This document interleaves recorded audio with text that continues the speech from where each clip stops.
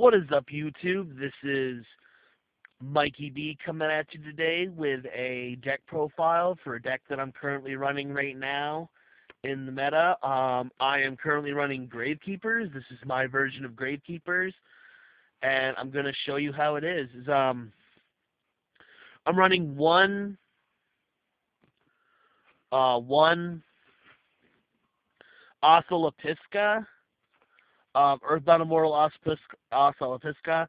I don't have Malefic Stardust Dragon. I know they're like a dime a dozen, but I don't have one. So currently I'm running one Oscillopista because the card is kind of broke. It can't be an attack target. It can attack directly. You need a field spell, which Necro Valley is there for. But when this is removed from the field by destroyed by battle or by card effects or by removing it from the game, it blows up all your opponent's monsters and he takes 800 damage for every one. So it's fucking boss. So I use this card just because it's amazing. Next, 2 Spirit Reapers. Pretty much this is the non-Gravekeepers. I like Spirit Reaper. He's a good stall card until you can get your cards that you need. I like dropping Spirit Reaper, and then they have to use a resource, or they're just gonna sit there and twiddle their thumbs.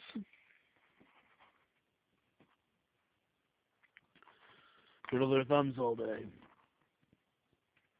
At the moment, I only have 2 Gravekeepers recruiters.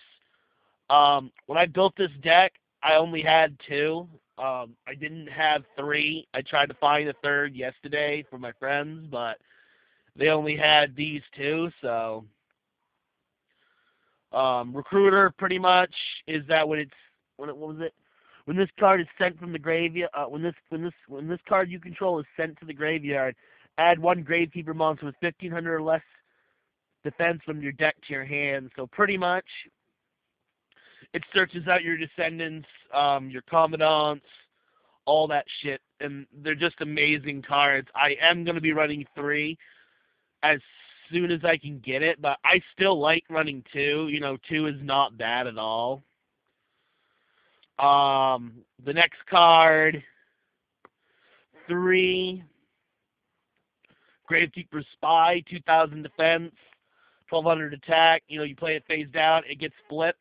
You can search for any Gravekeeper monster with 1500 or less attack from your deck and special summon it. So you can either grab another Gravekeeper Spy, or you can grab any Gravekeeper you want. This is awesome for Commandant because then you can sacrifice the Spy to blow up a card. It's just a really boss monster.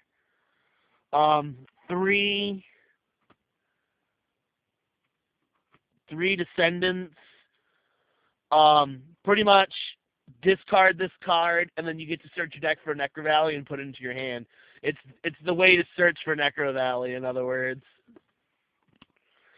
Boss, and then the boss monster. 3 Commandants. Pretty much is you contribute 1 face-up Gravekeeper monster you control, except this card, destroy 1 card your opponent controls. So pretty much it's not a once per turn effect, and you can contribute as many as you want to blow up as many cards. So it's just boss. You play this and you're like, oh shiz, because Necro Valley gives all your Gravekeepers 500 attack and defense points. I think my favorite Gravekeeper, one of my favorites, I run 3 Gravekeeper as Assailant. This card's too friggin' good. It's a 2000 with Necro Valley. And if Necro Valley is on the field, when this card declares an attack, you can select 1 face-up monster your opponent controls and change its battle position. So you attack, it changes its battle position. So if it's in defense mode, you change it to attack mode. If it's in attack mode, change it to defense mode. So it pretty much kills anything. Anything that you are having trouble with. And of course, the next monster, I'm running 3 Visionary. This card is amazing. I love this card. You can normal summon this card by attributing 1 Gravekeeper monster. This card gains 200 attack for each Gravekeeper in the graveyard. If this face-up card on the field will be destroyed, you can discard a Gravekeeper monster instead. It's really, it is the Gravekeeper's boss monster. It's like, I definitely run 3. It's just fucking too good not to run 3. You could probably bring it down to 2. Like, if I was going to run Pot of Duality, I would probably run it down. Like, I'm thinking about running Pot of Duality in the deck. So I'm thinking about dropping this to 2.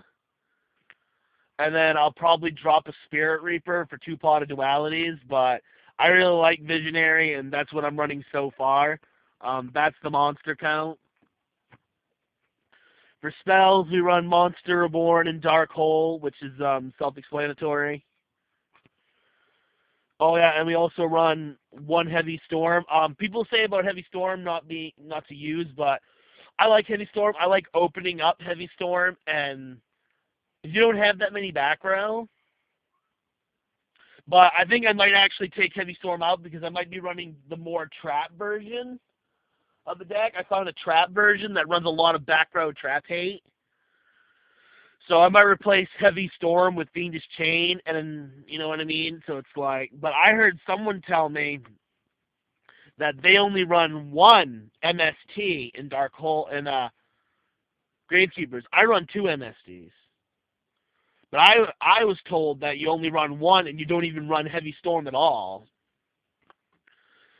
So I like that idea a little bit. So I might actually cut Heavy Storm and 1 of the MSTs to bring out because I'm going to put in 2 Fiendish Chain in the deck. Just so pretty much you have a lot of back row.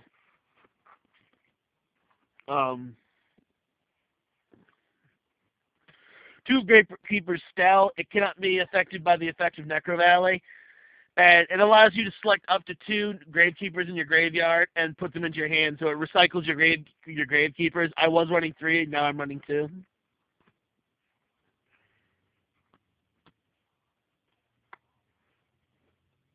Three Necro Valley Field Spell. All Gravekeeper monsters gain 500 attack and defense points. Cards in either player's graveyards cannot be removed from play. Cards in either player's graveyards cannot be affected by card effects except by their own effects. And then for traps, we run 2 Torrential Tributes, self-explanatory. 2 Bottomlesses, self-explanatory. 3 Dimensional Prison, because it is the best trap card in the game. And then I run 3 Rites of Spirit, which is pretty much the trap version of Monster Reborn for Gravekeepers.